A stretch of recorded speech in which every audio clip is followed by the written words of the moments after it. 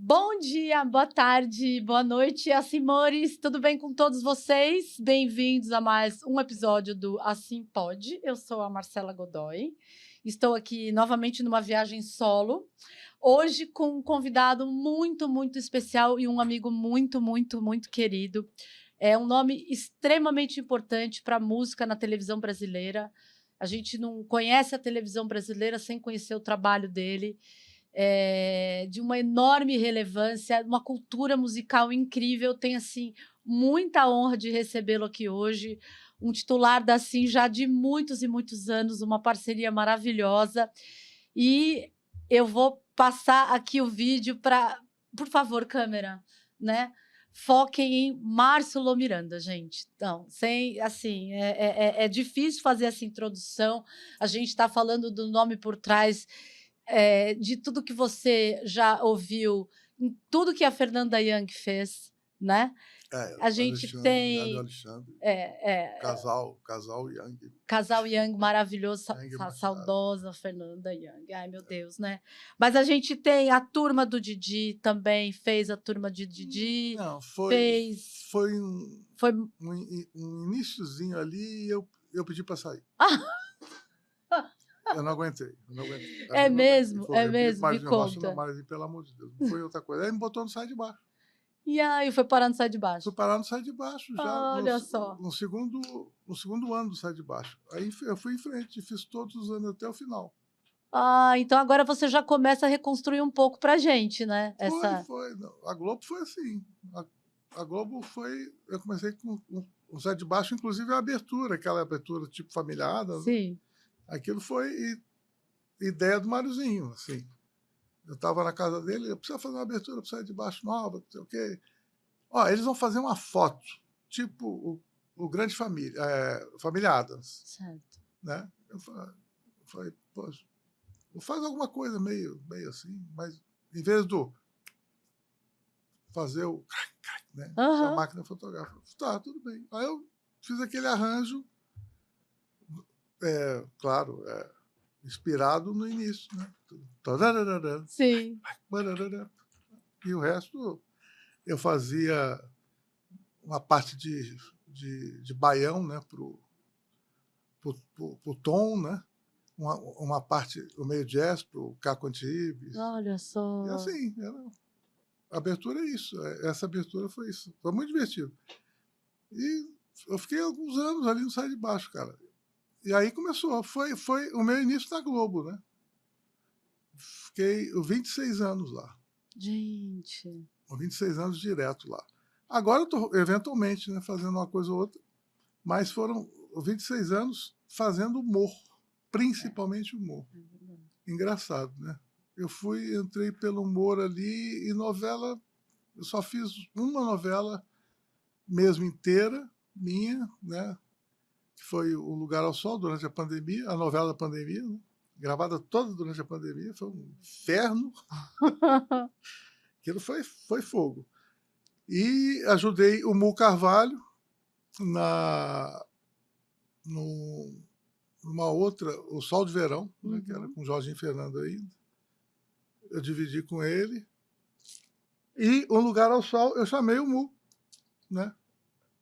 Eu dei a troca. Olha só. Falei, vem fazer comigo. Então ele fez Um Lugar ao Sol comigo. Mas o resto, cara, foi humor. Basicamente humor. Claro que séries também, né? Algumas séries boas, né? O Caçador, o Força Tarefa. Isso tudo com o Alvarenga, né? Os Alvarenga Júnior, esse diretor, que era o diretor dos Normais. Né? Ele fazia a parte de humor, as pontes, o Alvarenga, e fazia séries. Essa série também foi com ele. Então nós fizemos várias séries interessantes, cara. O Caçador era com o Cauã Raymond, inclusive. Pô, várias séries.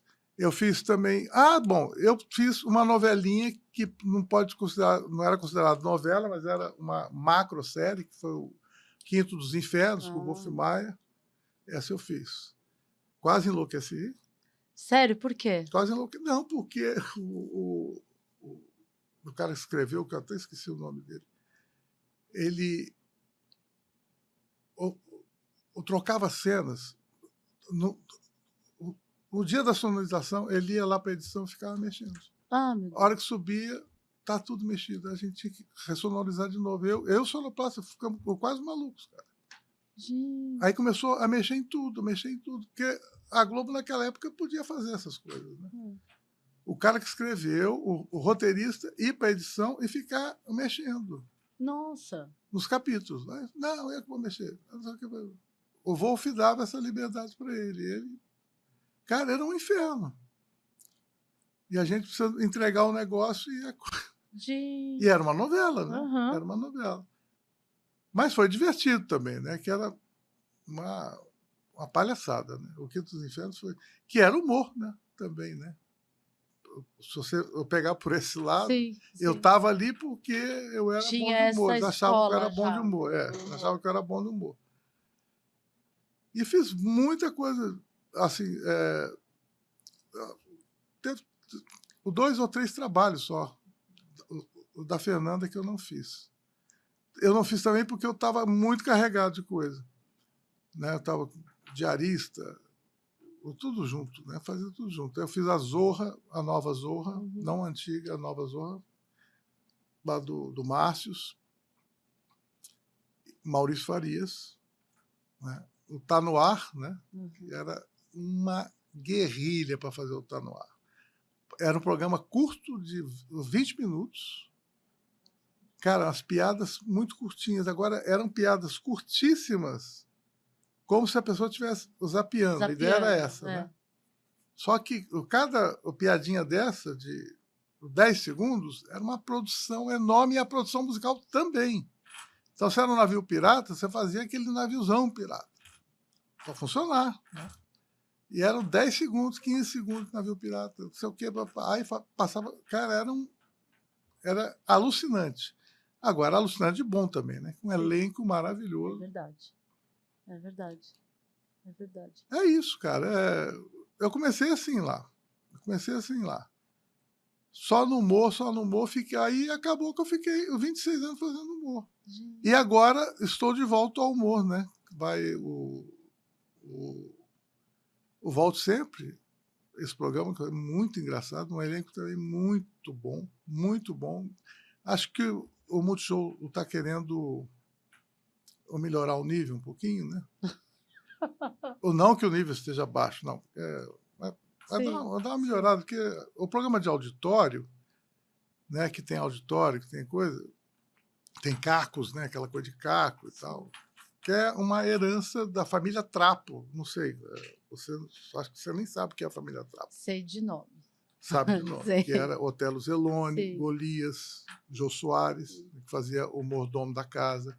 Esse inaugurou o programa de humor com auditório. Era gravado num teatro em São Paulo. Tipo, o Sai de Baixo foi inspirado ali, nisso, né? Na família Trapo. E eu me lembro, eu era menino, eu não perdi a família Trapo. Entendeu? Mas eu não me lembro de trilha, não, de ouvir trilha. Na família Trapo não tinha trilhas. Mas no Sai de Baixo, sim. Tinha umas coisas lá que viraram até uns bordões mesmo, né? Tipo, Caco Antibes, não sei o que, eu mandava para eles lá tudo com um pouco de exagero, né? E o Caçulinha eu fazia a parte ao vivo ali, né? Ou quando alguém precisava cantar, né? O Caçulinha acompanhava e fazia. A abertura é do Caçulinha, aquela abertura do teatro. Certo. Não a da TV. A TV era minha e o Caçulinha fazia um encerramento, que chama de cortina, né? Fazia cortina. Aquele tan, taran, tan, tan, tan. Que é fantástico. O Caçulinha é uma pessoa que eu conheci menino também, vendo o quê? O programa da Elis, né? Com Jair Rodrigues, regional do Caçulinha, já acompanhando o pessoal ali. Então, assim, são referências, né? Que eu gostei muito de televisão sempre. Eu assistia a televisão pouquinho, né? Porque a televisão começava em Divinópolis, pelo menos, tinha uma repetidora. Olha que incrível, né? Eu conto isso para meus filhos e nem acreditam. o sinal vinha de Belo Horizonte, da TV Itacolomi, passava na antena, que não sei o quê. Então, assim, por exemplo, quando você viajava para casa de uma tia em São Paulo, ela sabia um pedaço da novela que não tinha passado ainda em Minas. Porque era no videotape. Entendi. Né? E uma fita. O da novela, né, passava em São Paulo, aí passava no Rio em outro dia, em Minas em outro dia. Então, ela sabe o final da novela. Olha que incrível isso. Que maluquice. E eu me lembro bem dessas coisas, porque eu era viciado em cinema e televisão. Sempre fui muito rato de cinema e de televisão. Assim.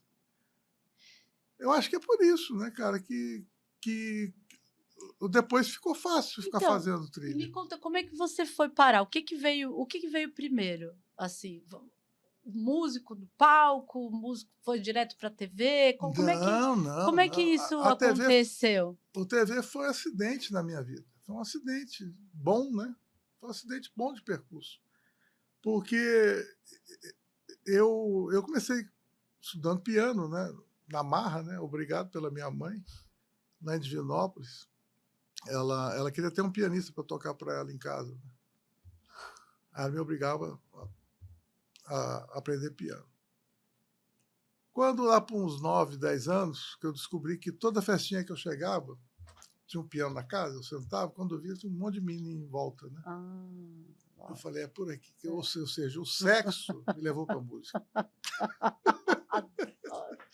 O sexo me levou para a música. Muito bom. Eu falei, é por aqui que a gente pega o garoto. Este é o caminho. Esse é o caminho.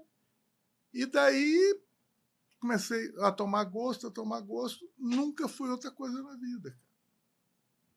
A música foi sempre o meu ofício, paixão, né, também. Naquela época que não existia... eu tinha a minha mãe foi a grande responsável. Minha mãe adorava música. Meu filho é de italianos e tal. E ela tinha uma discoteca enorme. Era incrível. Muito disco. Mamãe, eu comprava disco toda semana. O cara lá, papai era médico no interior e tinha uma ou duas lojas de utilidades domésticas que vendiam disco. Quando chegava a partir de disco, ele mandava uma caixa lá para casa.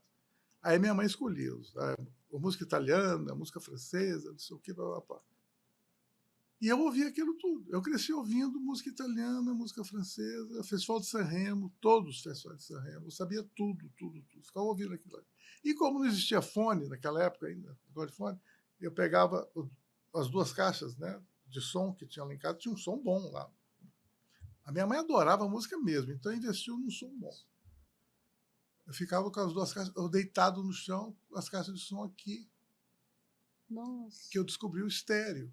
Simulando. Aí eu comecei a viajar na coisa do estéreo, da mixagem, das coisas. Cara, isso é muito louco. Eu descobri isso com 12, 13 anos de idade. É por aí, cara, que eu comecei a sacar que, cara, Beatles, olha, tinha um lado aqui, tocava de um lado, tocava do outro lado aqui, outro instrumento aberto do lado de cá.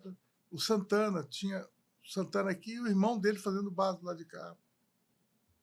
Aí eu descobri essas coisas, assim, porque não tinha internet, tinha nada. A gente tinha informação nos discos, que inclusive hoje em dia faz falta, né? Ai, nem me fala, a gente não, para saber não tem quem tocou o quê, nada. você não faz ideia.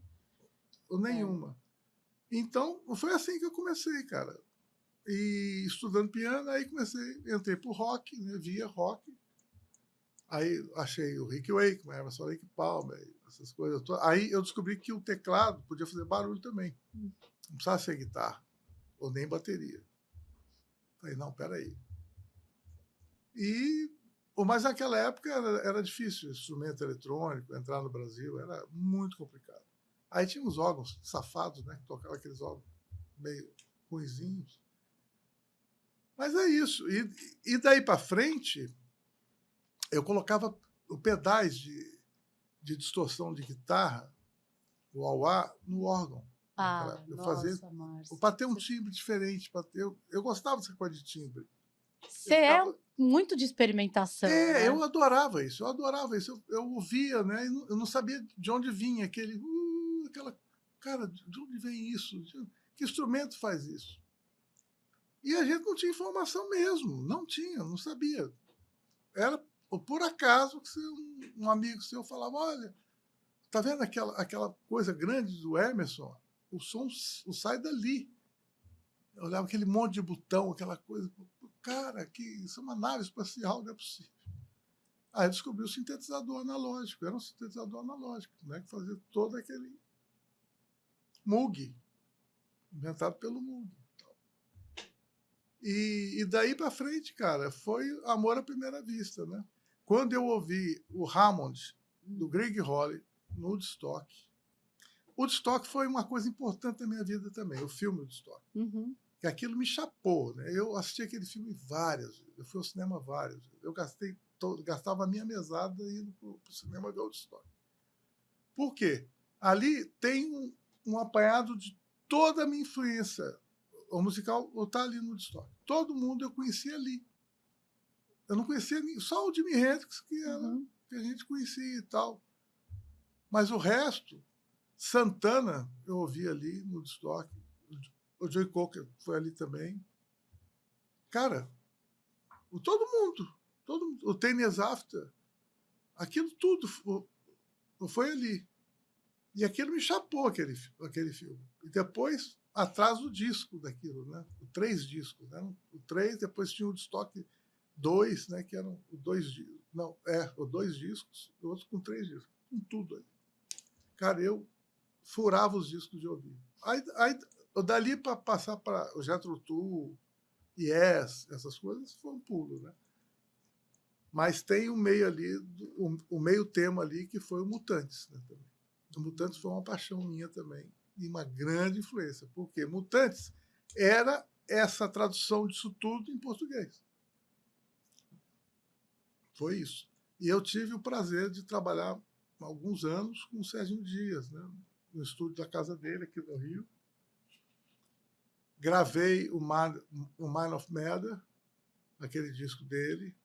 Gravamos no apartamento dele aqui, e ele acabou em Londres, na casa de um amigo dele lá, no estúdio do amigo dele lá, mas nós começamos aqui, na casa dele, no estúdio que ele tinha em casa.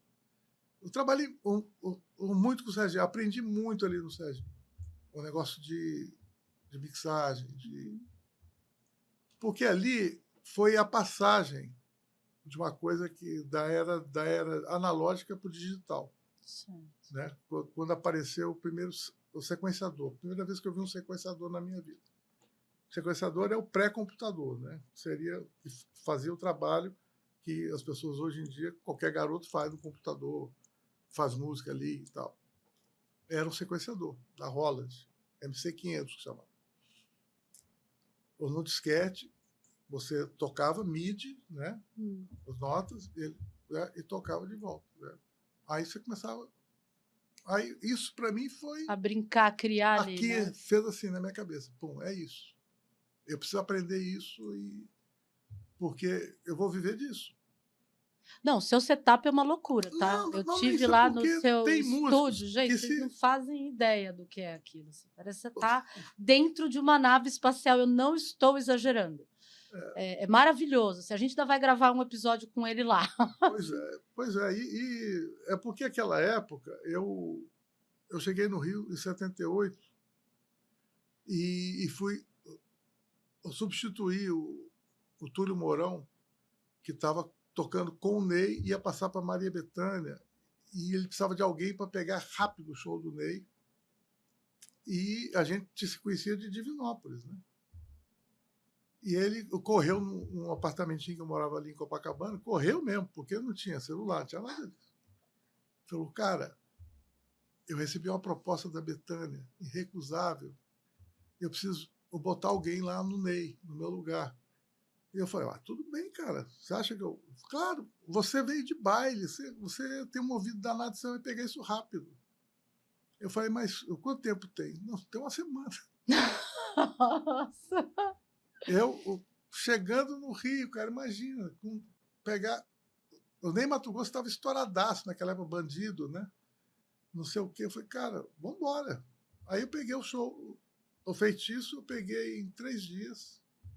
uma fita cassete, só tinha uma fita cassete de um show que eles tinham feito lá no Ceará, que gravaram, me mandaram a fita cassete, eu tirei tudo, dei uma passada, na passagem de som eu dei uma passada com a banda, sem o Ney, Gente. só com a banda, que era Jorjão, Jorim, só fera, né? Só fera. Ari Mendes. Eu passei ali no Teatro Carlos Gomes, ia estrear ali no Carlos Gomes, mais uma temporada do Feitiço. Eu passei o som, ensaiei, uma passada no show, né? Que era para quê? Para eu assistir a estreia, que o Túlio ia tocar, né? Ainda ele ia fazer um ou 2 dias, depois no terceiro eu pegava, né? Que eu já estava ambientado, já com todo mundo, ambientado com o show. Eu nunca tinha visto esse show. Só sabia as músicas, né?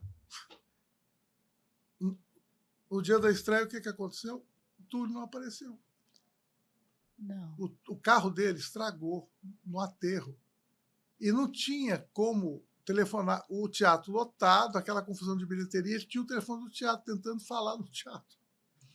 Aí avisaram, olha, o Túlio tá preso no aterro, avisou que não vai ser. O show para começar.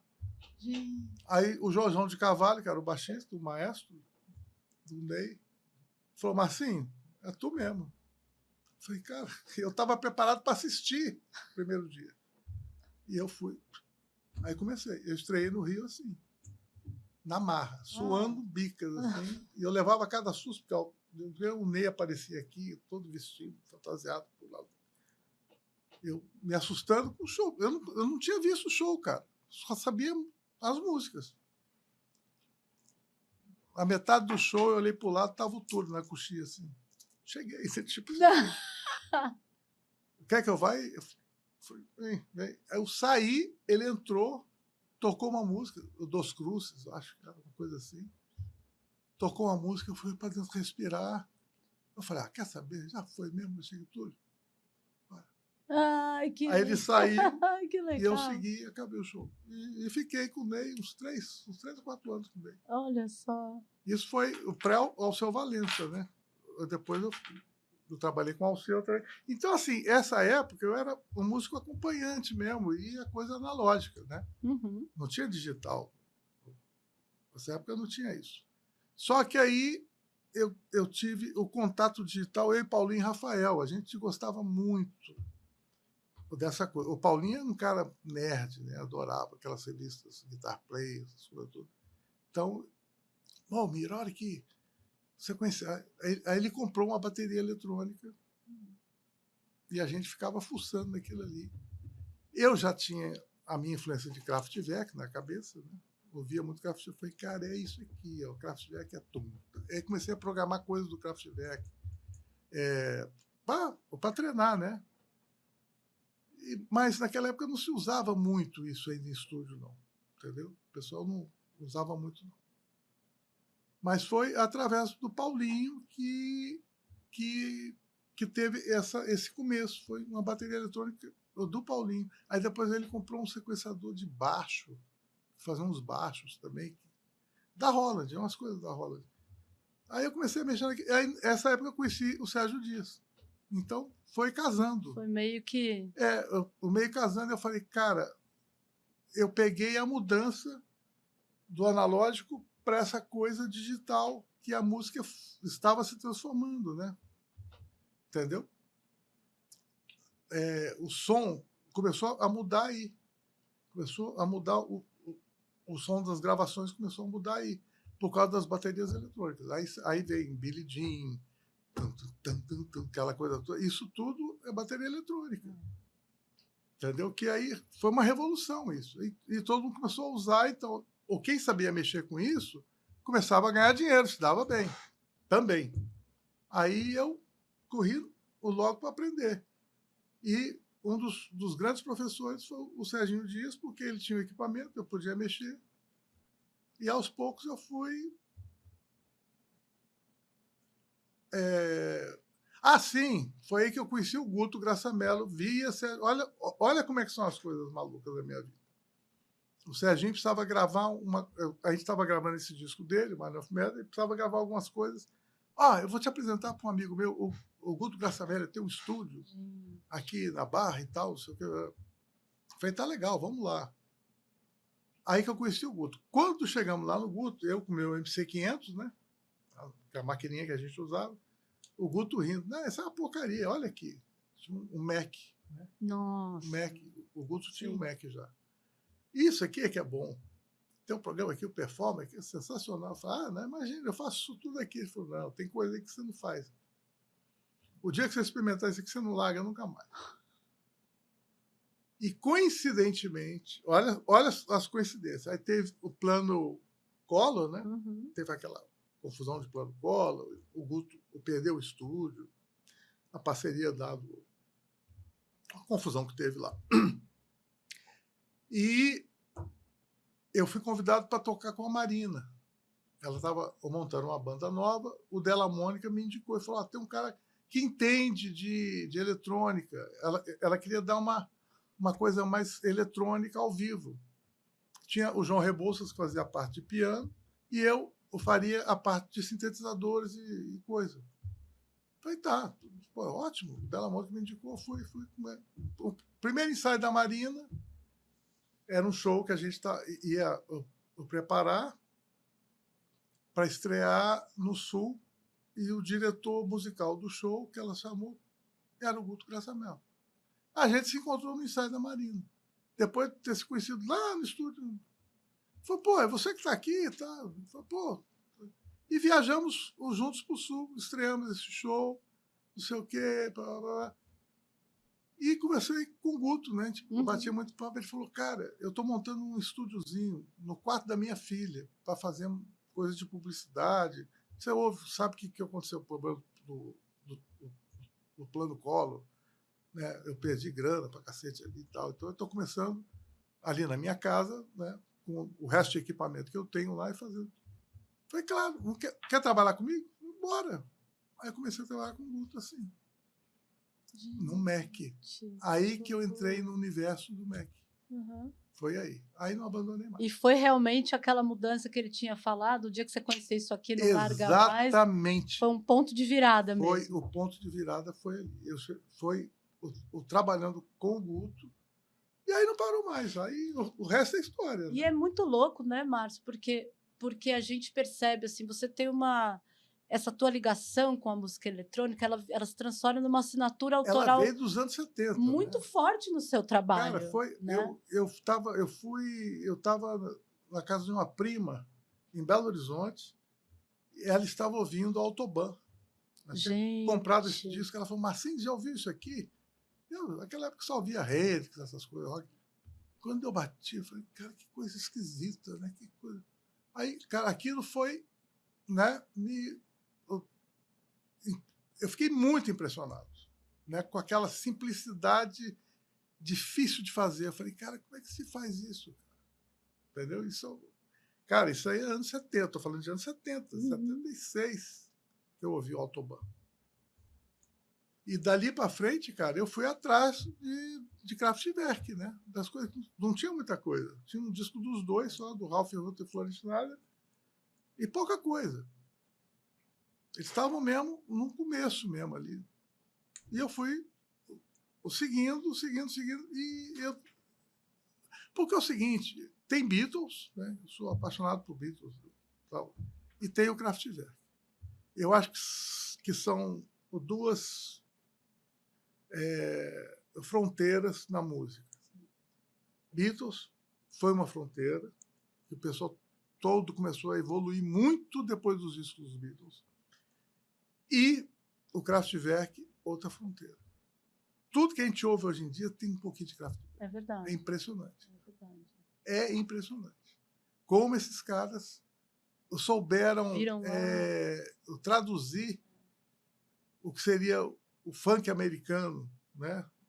Eles queriam fazer, na realidade, eles queriam fazer funk americano. É que nem os Stones queriam fazer blues, né? E deu naquilo que deu. O Kraftwerk queria fazer funk americano. Aí era tatu, tatu, tatu. Aí o som era isso, e todos os instrumentos. Eles mesmo, né? Fora o Moog, que já existia, né? Aquele Moog. Ou seja, cara, é muito importante, cara. É muito importante. Tudo que a gente ouve hoje em dia é incrível. Eu tava no show do Kraftwerk aqui no MAN, alguns anos atrás, aqui, um dos primeiros que eles fizeram aqui. Acho que foi o primeiro. Foi o primeiro que eles fizeram aqui.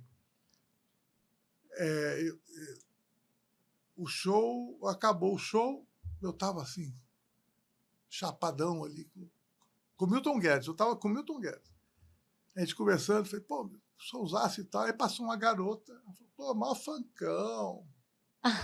Aí a gente começou a rir, né? Falei, claro. Tá vendo? Tá vendo? É isso. Porque era isso, né? Era isso. Eles deram a base para esse funk todo, veio do Kraftwerk. Não veio de Miami, de nada disso, não. Ao contrário, foi ali que veio por causa do Kraftwerk. Trans-Europa Express, né? África Bambata usou o sampler de Trans-Europa Express e... Cara, não, é incrível. É incrível. E para tantas outras linhas da música eletrônica também, né? É tudo que a gente pensa. Timbres, todos os timbres foram definidos pelo Kraftwerk. Os bumbos, as caixas, hi-hats, hi-hat com phase, tudo foi dali. Tudo tá lá. Tudo dali, inclusive no disco Boing Pum Chak, eles começaram a usar sampler. Boing Pum Chak. O sampler de voz para fazer o ritmo, tá? Isso aí também começou uma coisa dos rappers começar. Cara, é incrível isso. Gente. É incrível. A influência deles é muito grande. Uma coisa linda que eu acho, a abertura, o que eles fizeram, o Tour de France, né? Aquilo é lindo, maravilhoso, cara. É maravilhoso. Eles fizeram duas, o Tour de France. Uma encomendada e a outra, acho que de presente, assim, que eles fizeram. Cara, mas é muito lindo.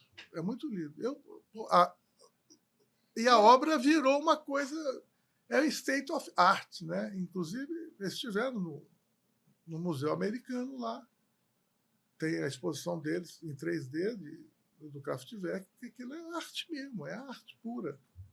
Mas você sabe que eu acho muito legal, Márcia, porque assim, você traduz essa influência muito bem, né? Ah, não, é natural, cara, é natural. Mas natural. a gente não ouve quase ninguém falar. Eu acho que é a primeira vez assim que eu ouço um músico tão assim citar toda essa, sabe, a importância dessa coisa, eu não sei, cara, dessa linguagem, né, do que o Kraftwerk vai inaugurar.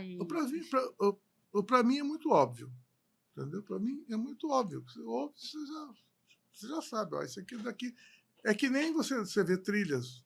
Ah, essa guitarra é Morricone, né? Essa coisa não sei o quê. Blá, blá, blá. Ah, isso é Kraftwerk, claro. E tudo, hoje em dia, de dance, da dance, né, chamam de dance music, tudo tem influência do Kraft. Tudo tem influência do Kraft.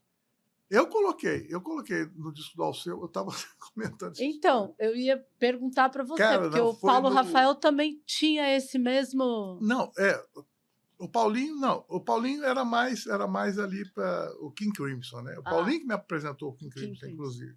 O Paulinho que me apresentou, ele era fanático pelo Robert Fripp, né? E ele aquele timbre de guitarra, ficou fechadinho e tal. Você ouve muito nas músicas de Alceu, assim, se você prestar atenção, tem coisas ali que tem subtexto, né? Tem um subtexto ali, sempre tem um Fripp ali. E o lance do Kraftwerk foi no disco O Cavalo de Pau, o primeiro disco que eu gravei com o Alceu. Tem o Morena Tropicana e tal. Tem uma música chamada Rima com Rima, que é um coco. Só rima com rima. E era para ser um negócio de pandeiro, uma coisa assim. E eu gostava de modernizar as coisas mesmo. Aí, o que eu fiz? Eu peguei um sintetizador que eu tinha, fiz um timbre bem fechadinho, então no início você já ouve embaixo. Que era o autobahn acelerado. Olha só. Céu, rima com rima. Nossa, que legal. Cara, isso aí Tá ali para quem quiser. Pelas Suas que Andei, mesmo disco, tem um... É um sintetizador.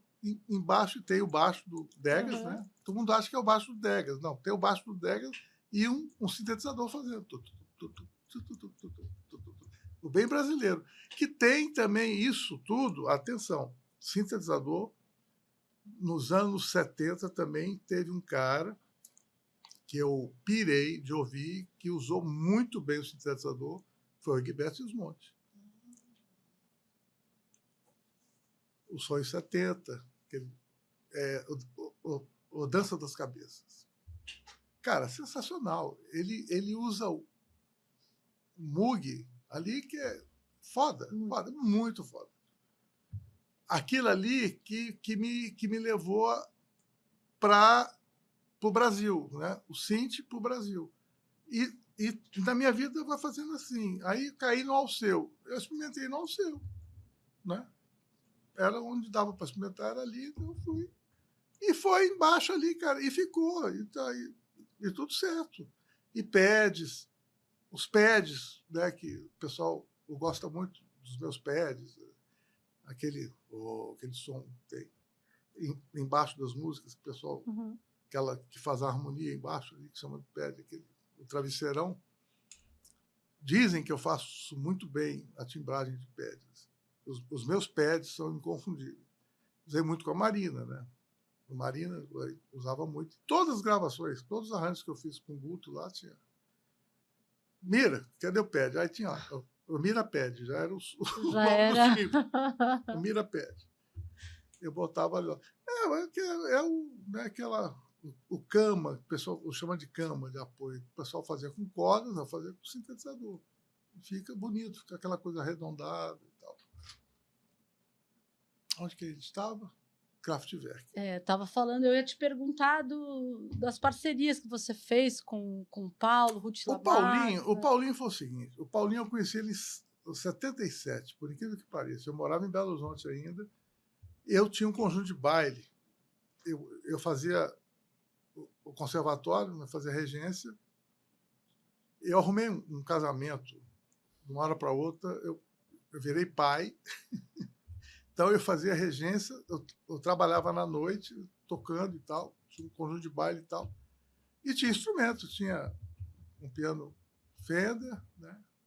Um órgão e tal. E Alceu Valença. De vez em quando eu virava técnico de som, que eu tinha umas caixas de som, né, para o meu conjunto, que eu alugava para um teatro lá. E eu mesmo operava e tal.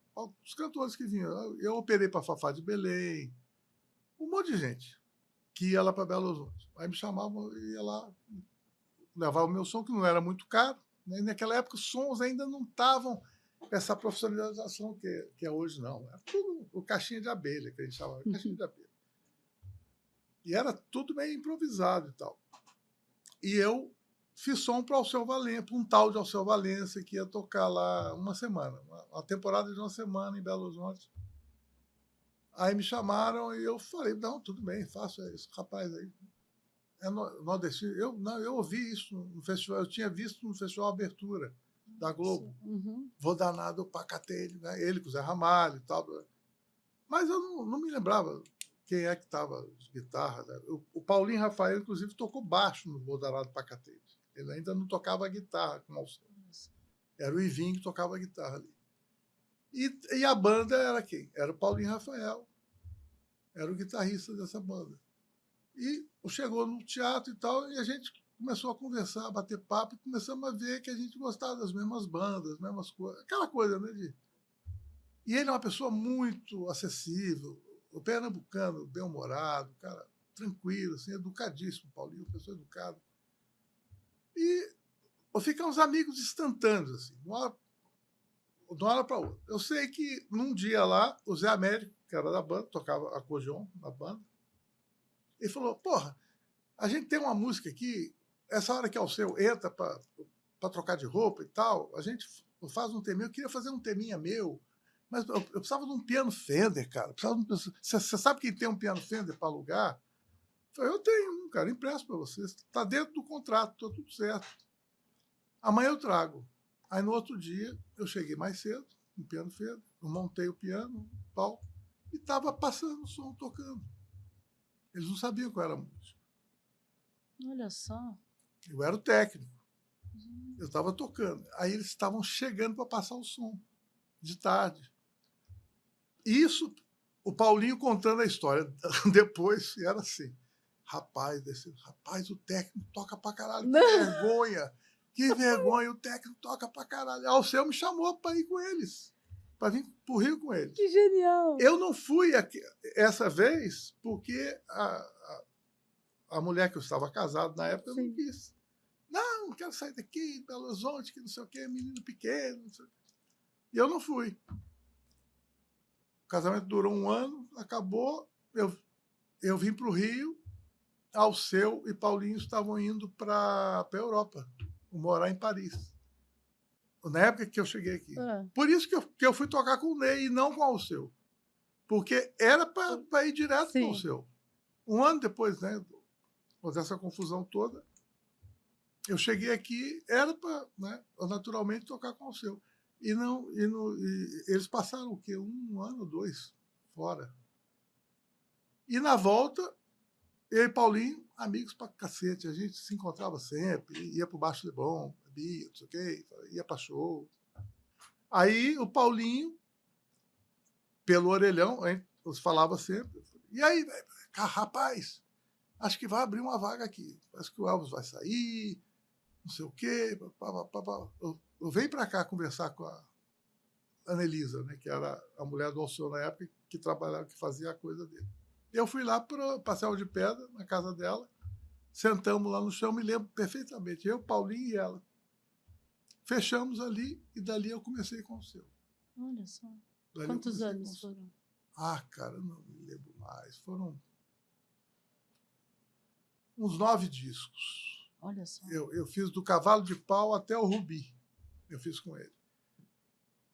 Só que aí eu parei porque eu tive crise de pânico.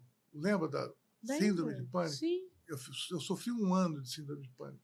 Eu parei de tocar com o Alceu por causa da síndrome de pânico. O último show que eu fiz com ele foi em Paris. A custa de remédio, um monte de coisa que eu tinha que cumprir esse compromisso, que era um show grande com o Ler Brasil, que era uma coisa grande. Eu viajei, o Paulinho Rafael me apoiando sempre, o tempo todo. Calma, Mira, calma. Não. Aí vinham as crises, assim, cara, eu vou morrer, não sei o quê. Fui para Paris, fizemos o show e no outro dia eu voltei para o Brasil. Eu fiquei 2 dias em Paris. Só fui lá só para fazer o show, cumpri o contrato e voltei e falei, gente, não dá mais, eu preciso parar para me tratar. E como que foi isso aí? Eu parei para me tratar. Eu fiquei parado quase 1 ano. Gente. Estou fazendo terapia. Peguei uma terapeuta muito boa, me tirou do inferno, né? Nossa. Porque quem tem sabe o que é. Cara, é horrível. É síndrome de morte iminente, assim, o tempo todo. E vem, você não sabe como, e foi embora. Do jeito que veio. Do jeito que veio. Sem explicação. Não, explicação tem. Não, digo assim, mas... Psicoterapia, remédio, né, antidepressivo, não sei o quê. E foi acabando. Quando eu voltei, Alceu não estava já usando teclado. Ele estava numa fase que era só 2 guitarristas. Era Paulinho mais um guitarrista. E tal, não estava mais no teclado e tal.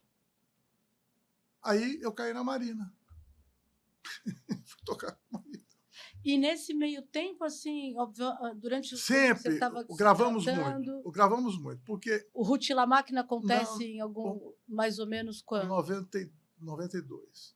Mas antes disso, durante a banda do Alceu, essa banda do Alceu, que era uma banda muito boa, Jorge Degas, o Geninho Moreira, o Paulinho, o Zé da Flauta e o Firmino de percussão.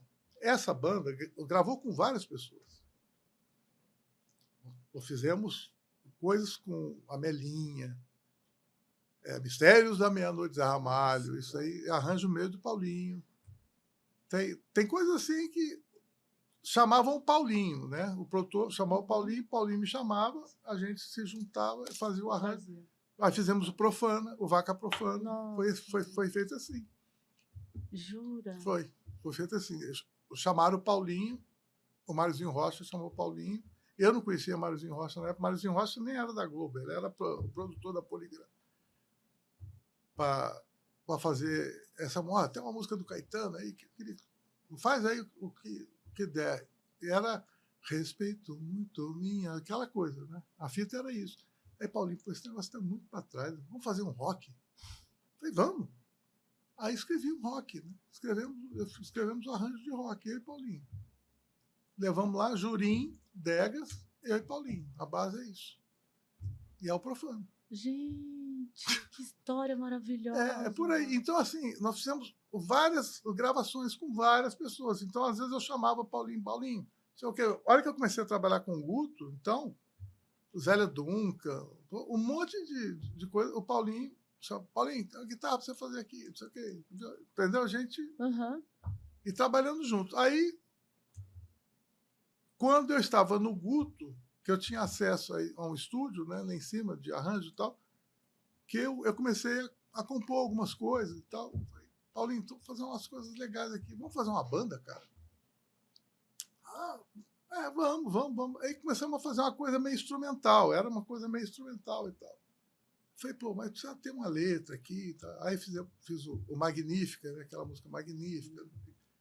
E uma cantora. Eu falei, cara, tem uma menina que de vez em quando eu tocava uma banda de blues, que é a banda de blues tal que o Sérgio Della Mônica, o Deu Canja, que era do Afonsinho, que era do Hanoi, mineiro, o grande compositor, grande guitarrista.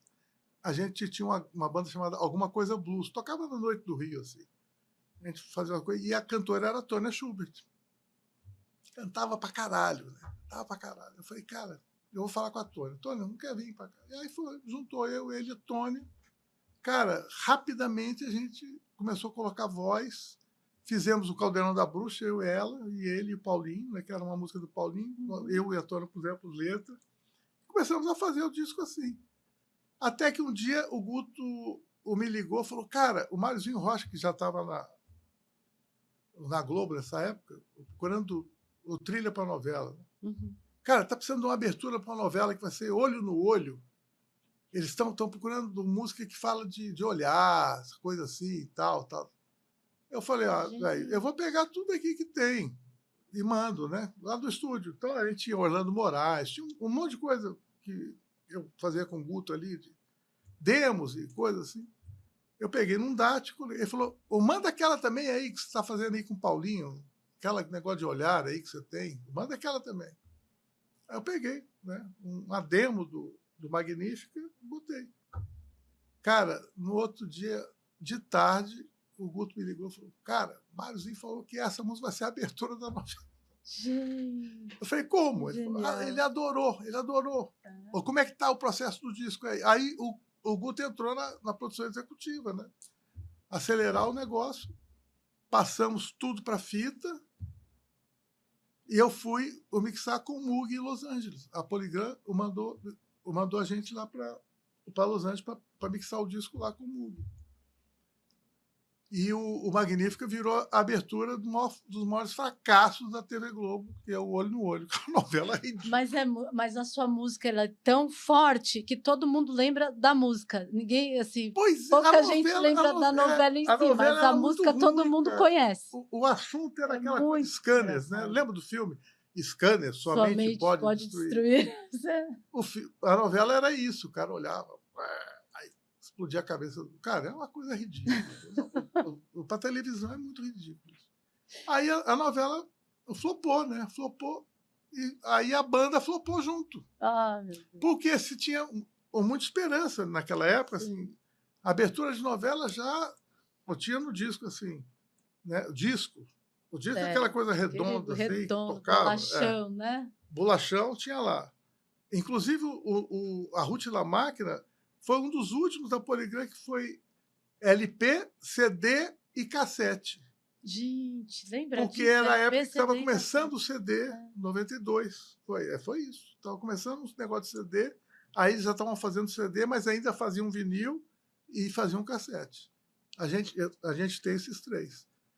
Eu sei que os caras não sabiam vender aquela música. A gente fazia uma música misturada, já era rock eletrônico, né? Já misturando coisas. Os caras, os vendedores, tinham vendedores naquela época, né? A pessoa saía com os discos debaixo do braço, ia para as lojas, olha, isso aqui é lançamento, não sei de quê, Lulu Santos, não sei o quê.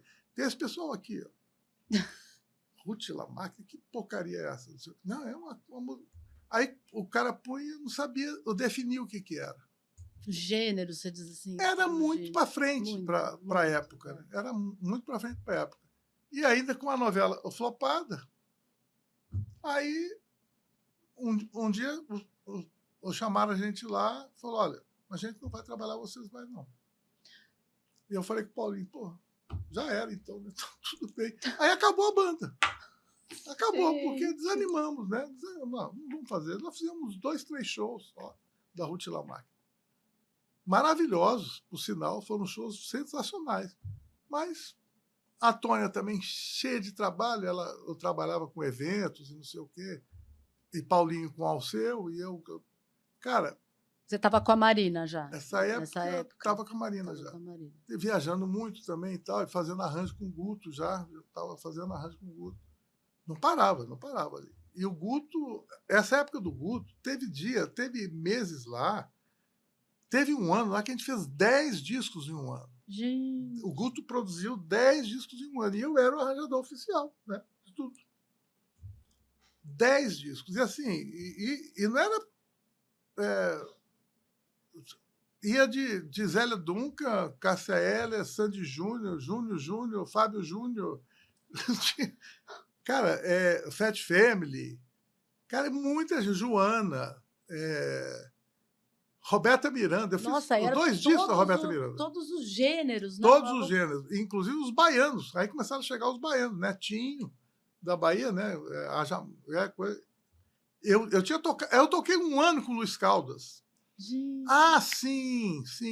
Quando eu acabei o tratamento da Síndrome do Pânico. Eu fiquei parado ali um mês, mais ou menos.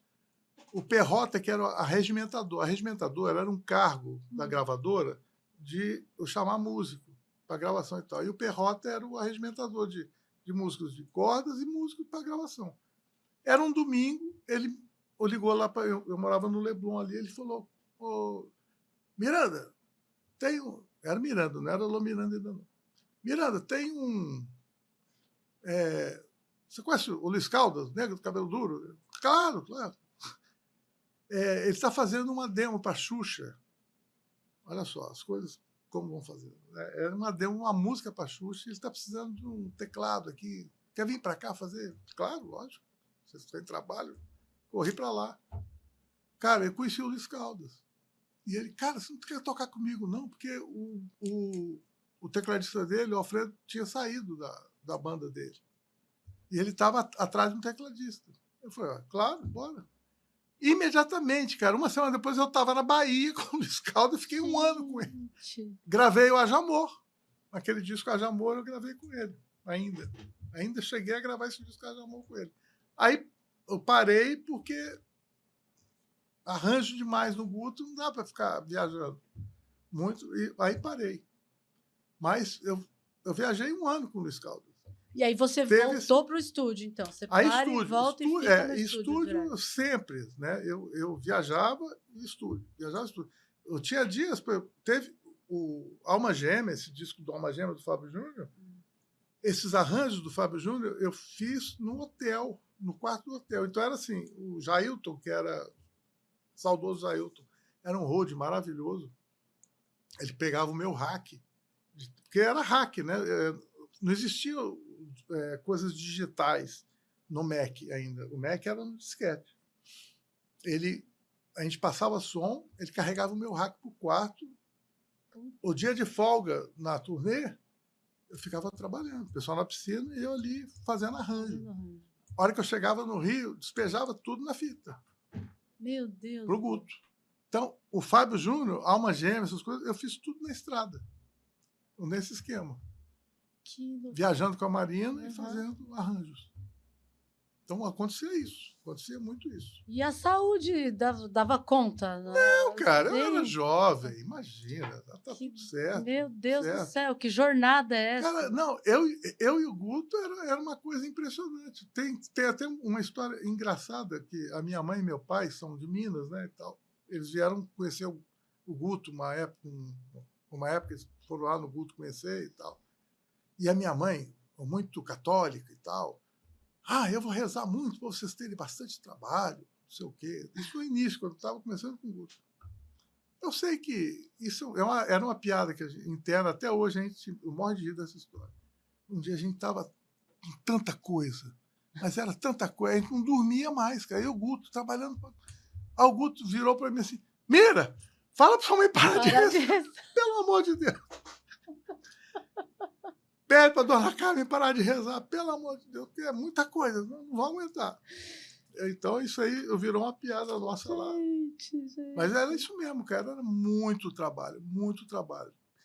Tanto que foi depois se esvaindo aos poucos, foi a época que o Mu Carvalho estava na Globo já há algum tempo, e eu sempre trocava figurinha, né? Porque o Mu, a hora que eu saí do Luiz Caldas, quem entrou no meu lugar? O Mu. Eu passei para ele, né? Rosana, tocamos junto com a Rosana 1 ano também. O Mu que me chamou. A banda era eu, Mu, Dade de baixo e Sperling de batera. Fala sério. Cara, sensacional. A banda era isso. E não tinha guitarra. A Rosana não tinha guitarra. Os 2 teclados, Deus, era isso. Né? Então, assim, eu e o Mu sempre trocamos figurinha, assim. Mandar uma coisa para o outro, E, sim, Marina, quando a gente estava montando a banda, não essa que acabou essa banda, a banda do Marina Lima, quando a gente estava gravando, que eu fiz com ela, com Liminha, ela e Liminha, começamos o disco e tal, e o Liminha abandonou o disco no meio, tiveram uma briga lá, e saiu no meio do disco. O Fábio Fonseca assumiu a produção do resto do disco. Então, o Marina Lima tem 2 produtores. É a Marina Lima ou chamada? Não, Marina Lima. E aí, quando ele foi, ele levou quem? Fernando Vidal, de guitarra. E o Aurélio, que tocavam com ele na Fernanda Abreu. Por isso que eles entraram para a banda.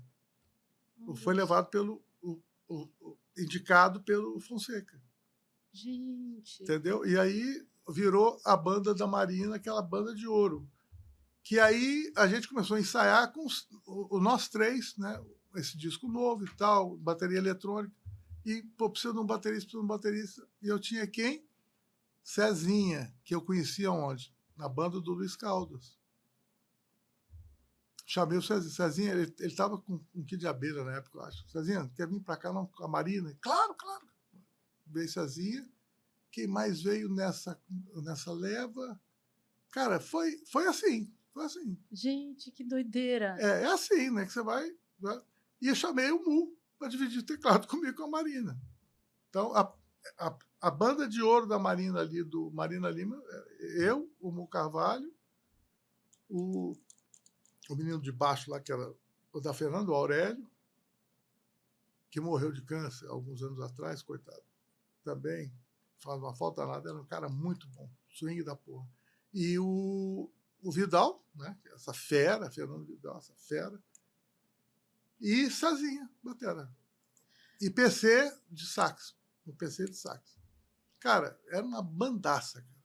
Bandaça. E aí foi o Mu que me chamou. E daí o Mu fazia. Saiu da banda por quê? Por causa do negócio de Globo. Ele começou a trabalhar na Globo, não sei o quê, fazendo. E um dia ele conversando com a Cris, sim, né, minha companheira, Cris. Pô, tá precisando lá de um. O Marzinho abriu umas 2 vagas lá. Isso era na Lopes Quintas ainda. Nem era Projac. Na Lopes Quintas ainda.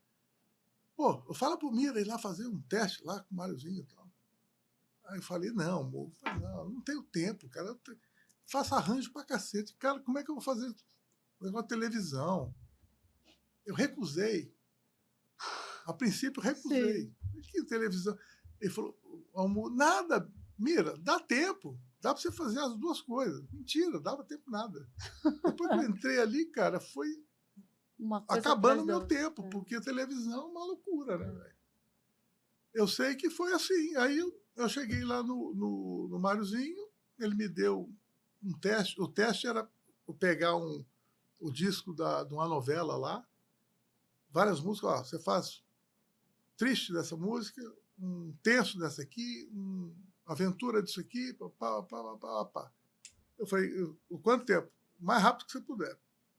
Em 3 dias eu entreguei quase 15 ou 16 arranjos para ele. Nossa. Aí, 2 dias. Tinha outros concorrendo ali. 2 dias depois, o Máriozinho me ligou lá no Guto, estava lá no Guto. Cara, é você. Puta, que Aí entrei para o Guto. história. Isso tem 27 anos. Gente. E aí entrei e comecei ali assim, na Lopes Quintas ainda. Não era Projac ainda. Projac foi uns 2, 3 anos depois, né, que eles estavam construindo ainda e tal. Mas foi o Mu Carvalho que me levou para lá. Nossa, que loucura, né? E a gente aqui, eu estava focada, né? Pensando todo o seu trabalho na televisão e a sua discografia é extraordinária, né?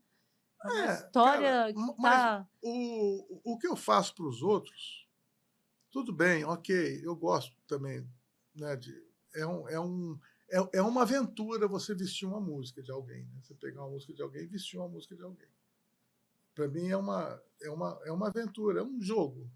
Para mim assim, é um negócio gostoso de fazer. Eu sempre gostei de fazer isso. Mas você pegar uma tela em branco e falar assim, agora você vai fazer a sua música. Você não tem que dar satisfação a ninguém, ninguém está te pedindo, não tem produtor, o produtor é você é tudo. É diferente. E você tem agora. Eu Só queria que falar se eu do. fosse viver da minha música, eu tava morto de fome. Né? É, é com- Assim não arrecadaria nada com a minha música. A minha mesmo é complicada, cara. É complicado porque ninguém é música instrumental, né? E ninguém está interessado nisso. Mas eu vivo de quê? Da música que eu faço para os outros, né? Faço para Globo, faço para personagem, faço para não sei o quê. Ok, tudo bem. São 2 mundos. Eu me chamo assim de médico monstro, entendeu? Eu me considero meio médico monstro. Então eu tenho o lado A e o lado B. Só que um lado eu morreria de fome, mas me dá um prazer danado.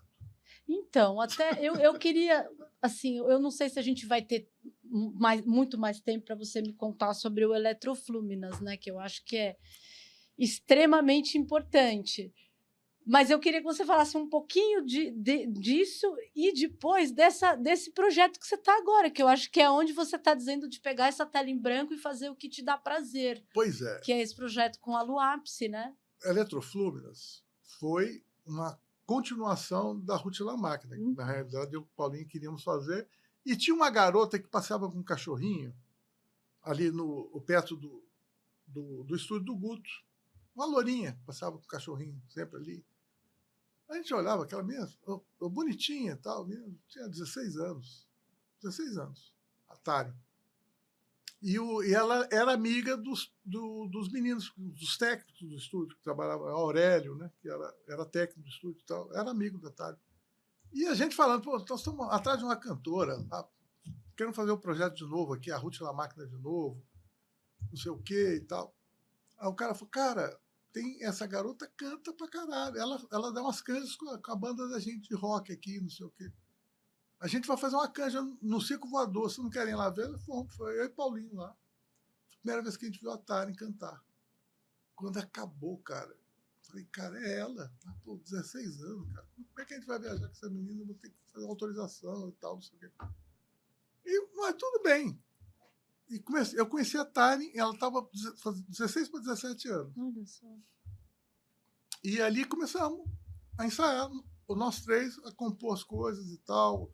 Tem muita regravação nesse disco. Tem George Harrison, né? Tem o Burt Bacharach na Eletroflúminas e tal. E fomos fazendo, assim, um pouco no estúdio de arranjo que eu fazia ali no Guto, e um pouco na casa do Paulinho, no estúdio do Paulinho também. A gente ia dividindo, e tudo em ADAT. ADAT, DAT, ainda era essa coisa. Não estava no digitalzão, a gente estava entrando no digital, no Pro Tools. A gente estava começando o negócio de Pro Tools. Foi 2001. Eletrofórmula foi 2001. Esse durou mais. Nós fizemos mais shows e tal, mas nenhuma gravadora se interessou. Né? De novo, vocês lá na frente e o povo não entendia. Não sei o que era, cara. Não sei o que era, mas assim, eu acho o seguinte: a hora que você está fazendo a sua música, você tem que fazer do jeito que quer, cara. Porque a gente trabalha já. É a sua verdade, né? Vestindo outras pessoas, quando você faz a sua roupa, você tem que fazer a sua roupa do seu jeito. Entendeu? Infelizmente, eu não abro mão. Não vou na modinha, sabe? Eu não gosto dessa coisa. Porque tem que fazer isso, porque isso que está dando dinheiro. Não. Isso que está dando dinheiro eu faço para televisão, para o cinema, para essas outras coisas. Mas a minha música é minha música e pronto. Aí eu estava bem já saindo da Globo, né? Tinha acabado o contrato lá da Globo, estava num processo de transição. Tinha feito um disco chamado Eletroalma, que é toda a minha vivência de computador, de modulares, sintetizador modular, que é aquele sintetizador antigo. Eu sou viciado nisso também. Eu chamo de Lego de velho, né? Eu vou acumulando modulares. Quem é um grande consultor de modulares, pessoal, é o Arthur Joly, em São Paulo. Ele constrói sintetizadores, está exportando já sintetizador também, já para fora, os modulares, porque os DJs gostam muito de usar, pessoal. E essa época eu estava meio que me fazendo um túmulo para mim, porque era eu sozinho. Aí falei, eu vou fazer esse show.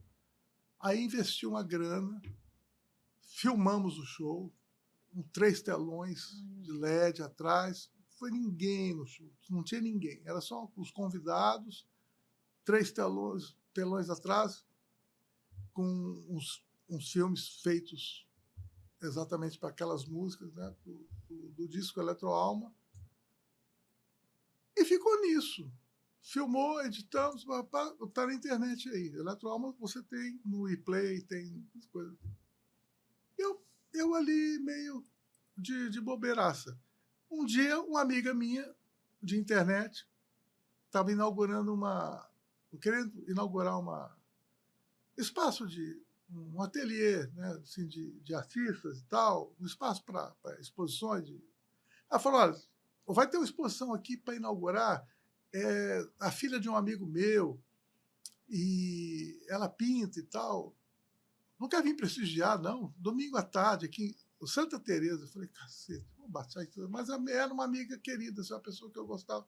Falei, Cris, vamos lá. Vou dar um pulinho lá, aproveita, passamos lá no Paulinho, né, na fila do Paulinho, que mora ali em Santa Teresa.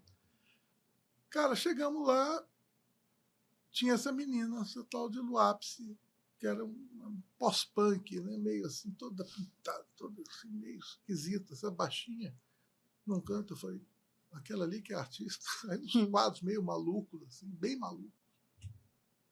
A exposição era dela. Aí a Cris até comprou um quadrinho que ela gostou. Vou comprar um para ajudar aqui, né? Falei, não precisa de ajudar, não. Parece que o pessoal aqui não está precisando de ajuda, não. Tá um pessoal chique, assim, umas senhoras chiques e tal. E ela ali, só que eu estava com a camiseta do Nine Inch Nails, assim, né? Aí eu fui falar com ela. Eu e a Cris fomos falar com ela, parabéns e tal. Ela muito tímida, assim. E ela olhou para minha camiseta e ficou olhando assim. Ela falou, você gosta do Nine Inch Nails? Eu falei, eu adoro Nine Inch Nails. Ela falou, eu amo Nine Inch Nails. Eu falei, eu gosto de música também. Ela falou, eu falei, que legal, você toca? Ela falou, não, eu escrevo só umas letras e toco algumas coisas. Eu toco bateria. Eu falei, que legal, então, eu tenho um estúdio. Então, aí começamos nesse papo. Passou um tempo, 2, 3 meses assim, ela me ligou. posso ir no seu estúdio conhecer? Eu falei, claro, pode vir. Ela foi, cara, a hora que ela viu aquele mundo, e eu, meu Deus, essa maluca vai ficar. E eu lá, cheio de trabalho. Aí ela sentou comigo, ela falou, eu tenho umas músicas, umas experiências que eu faço, não sei o quê. E começou a me mostrar no YouTube umas coisas de vídeo dela, assim, com umas músicas meio estranhas. Eu falei, isso é experimental, né? Ela fazia música experimental. Uhum. Eu falei, legal, mas não dei muita bola, não. Um belo dia, um mês depois, ela me ligou e falou, olha, eu vou fazer uma performance depois do show da banda de uns amigos meus de rock, lá na Barra. Não quer ir lá ver, não? Eu falei, cacete. Eu falei, pô, a menina lá dos quadros. Lá. Vamos lá, Cris? Vamos lá ver. Vamos lá ver. Não tinha o que fazer mesmo. Eu falei, pelo menos tem show de rock, vamos lá ver. Cara, depois da banda, entra ela no palco com uma caixa de som, toda colorida, essas caixas, né? Sim. Coloca assim, solta uma base dela, feita no GarageBand, coisa do GarageBand. Quando ela começou a cantar e fez a performance, começou a andar, eu olhei aquilo e falei, cacete, essa menina tá pronta, pelo amor de Deus. Aí acabou o show, eu falei, olha, eu queria mexer nessas músicas, pelo menos remixar isso aí para você. Ela falou, que ótimo. Tudo em inglês, né? Que ela foi educada em inglês, né? Escola britânica, não sei o quê, morou lá fora e tal. E ela se expressa melhor em inglês, inclusive. Ela escreve melhor em inglês. Ela falou, tem algumas letras e tal, tinha até umas em português e tal. E aí ela chegou no estúdio, ela entrou no estúdio e nunca mais saiu. Por quê? Eu comecei mixando uma música e comecei a colocar umas coisas. E ela, pô, isso é muito bom, isso é ótimo. E fomos fazendo a coisa. Aí começamos a compor. Quando a gente viu, a gente estava compondo uma música. Aí no outro dia já estava fazendo outra. Ao cabo de um ano, a gente tinha o disco pronto. Olha só. Não, um disco não, tinha um disco e meio. Já tinha um outro já, que é um que está saindo agora. E estão fazendo um em português também.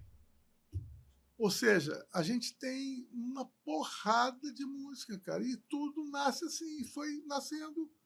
E aí eu me descobri comprando instrumento para ensaiar, para fazer show, porque tem que fazer show, né?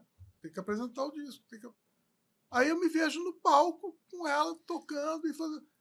Cara, uma guitarra, né? O que é muito legal. Guitarra e teclado. É, né? também, Faço as duas também. coisas.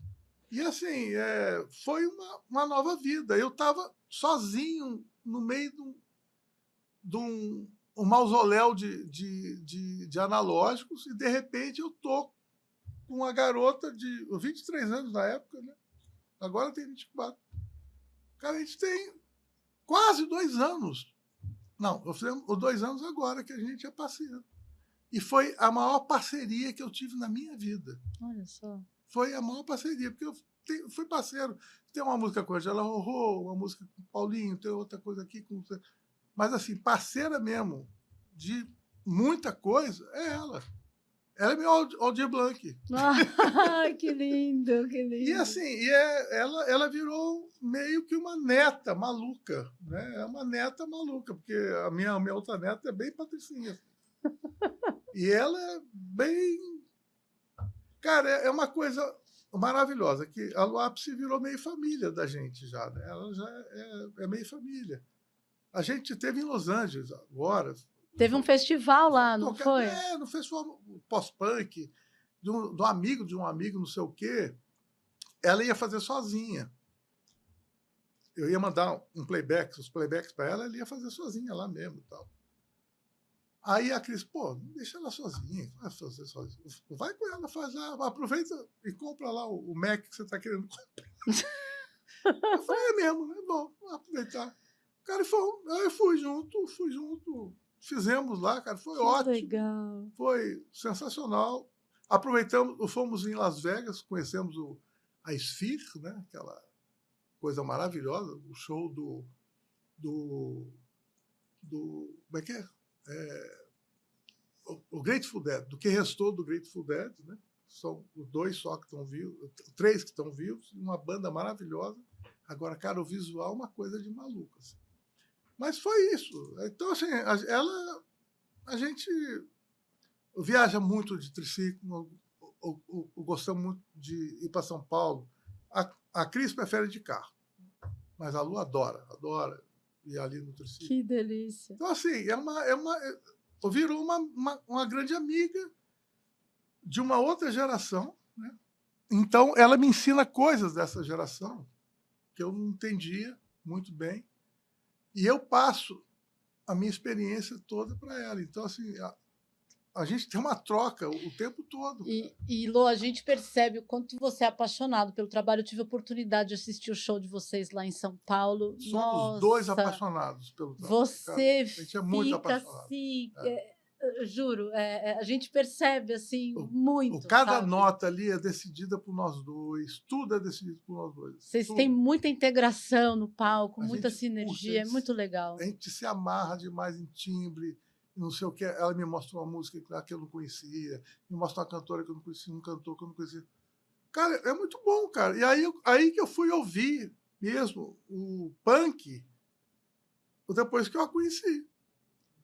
Que eu comecei a ouvir as coisas, que eu não tinha oportunidade, não gostava muito. Aí depois que eu fui ouvir umas coisas que eu nunca tinha ouvido. E ela já ama Mutantes, né? Então é uma coisa louca. Que isso, legal, né? Tem coisas muito loucas. Ela ama Mutantes. Bom, isso também, tudo bem que a Taren também amava o Arnaldo, tanto que Arnaldo chegou a tocar com a gente, né? Com o Eletroflugas. Olha só. Arnaldo Batista. Ele fez um show com o Eletroflugas. Gente. 3 ou 4 músicas. Olha só. Aqui no Sesc Copacabana. Tocou com a gente Loki, né? Você está pensando que eu sou Loki, Balada do Louco. Gente, cara, foi sensacional. Eu gravei o Balada do Louco, né? Não sabia. Tem a reedição de um disco dele que precisava de uma faixa bônus. A faixa bônus ia ser produzida pelo Guto. E a faixa bônus, ele falou, poxa, Balada do Louco, porque o Arnaldo nunca gravou Balada do Louco. Quem cantava era o Sérgio, né? E a música dele e da Rita, e o Sérgio, né? No original, o Sérgio que é o cantor. Pô, o Arnaldo gravar. E o Arnaldo estava, nessa época, não conseguia tocar ainda direito e tal. Aí eu fui as mãos dele, né? Nossa, aí eu toquei, eu refiz o arranjo de base da Balada do Louco, claro, em cima do arranjo original. E ele cantou, e no final, se você ouvir, no final assim, eu sou feliz, ele está chorando. Olha, e o Guto deixou aquilo ali, sem nada. Tirou tudo, deixa só. Porque ele estava tão feliz de estar fazendo aquilo, né, de gravar aquilo. Foi emocionante, cara. Foi muito emocionante. E a banda que, Cezinha, o Fernando Nunes, de baixo, e eu, né? Vander Tafo, saudoso Vander Tafo. Ai, não fala, vou chorar. Fez as guitarras. Também, outro guitarrista. Olha, você precisa ouvir essa gravação. Se você não, eu vou sair daqui agora. Balada do Louco agora. Com o Arnaldo.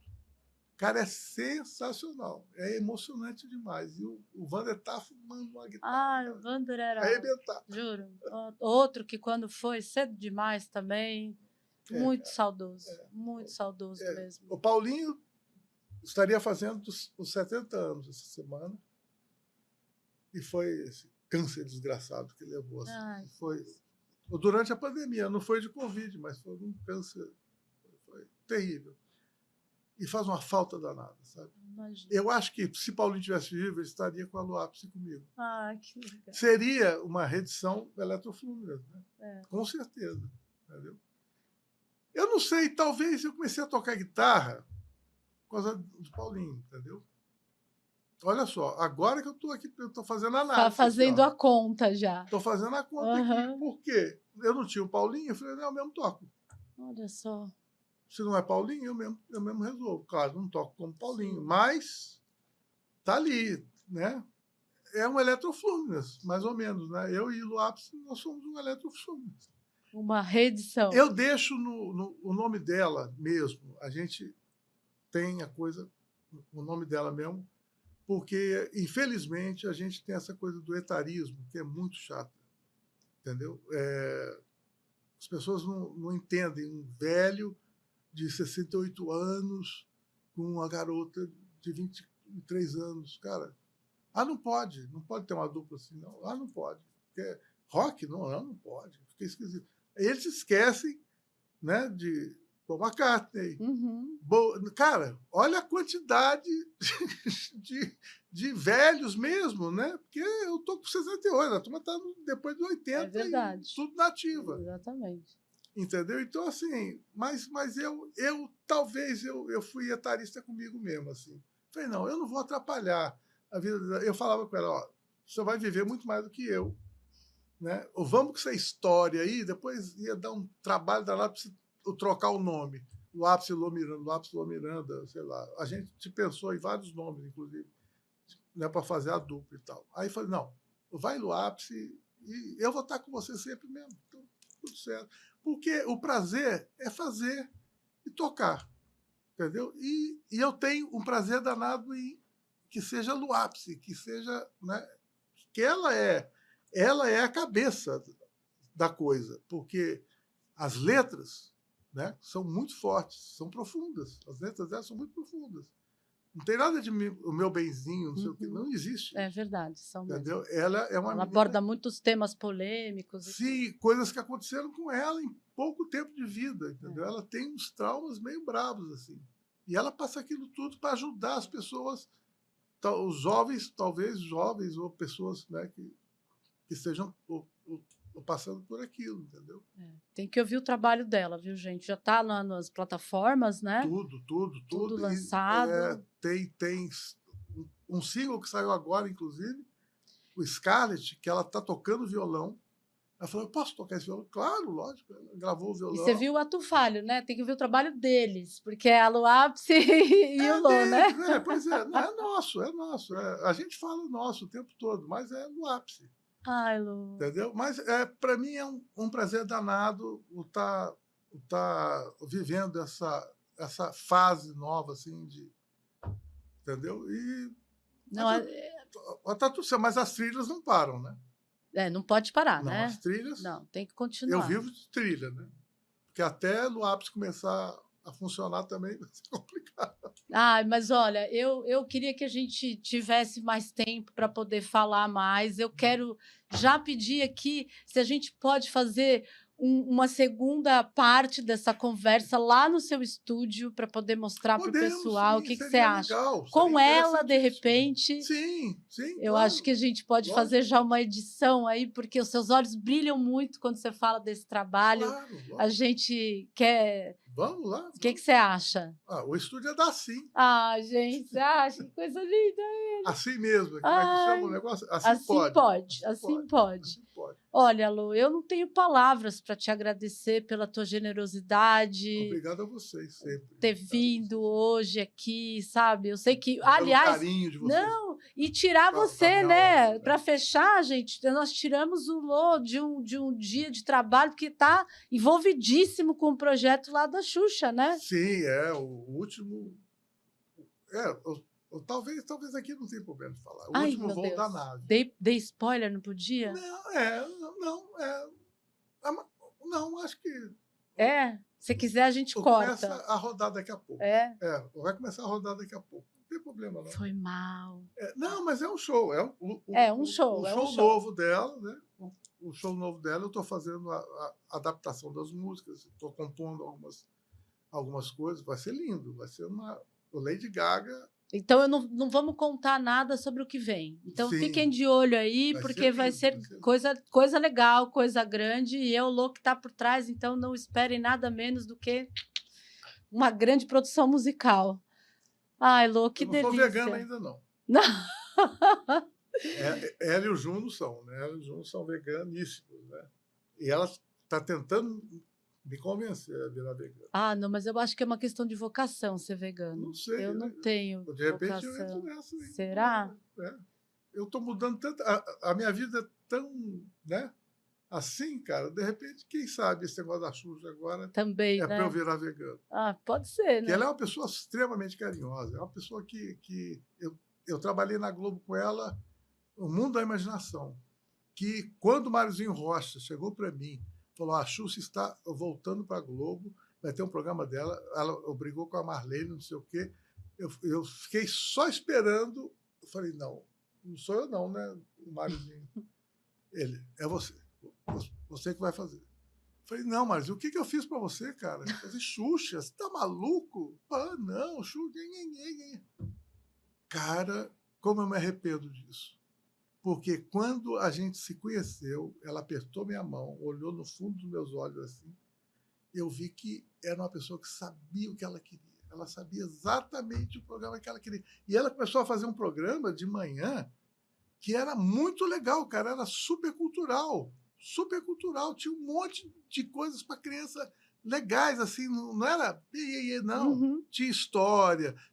Cara, era um negócio bacana. A Bruxa Queca, que era a parte punk da Xuxa, né? Que aquilo era maravilhoso. Cara, era um programa muito bom. Só que aí o SBT mandava pica-pau, mandava não sei o quê, né? Não tinha TV a cabo, né? Então, aí foi acabando. Mas nós ficamos uns 5 anos no ar. Olha só. Entendeu? Então foi bastante tempo. E a convivência com ela foi maravilhosa, porque é uma pessoa maravilhosa. Ela é uma pessoa de verdade, né? Xuxa é aquilo mesmo. Olha só. Ela não tem máscara, não, cara. Ela é de verdade.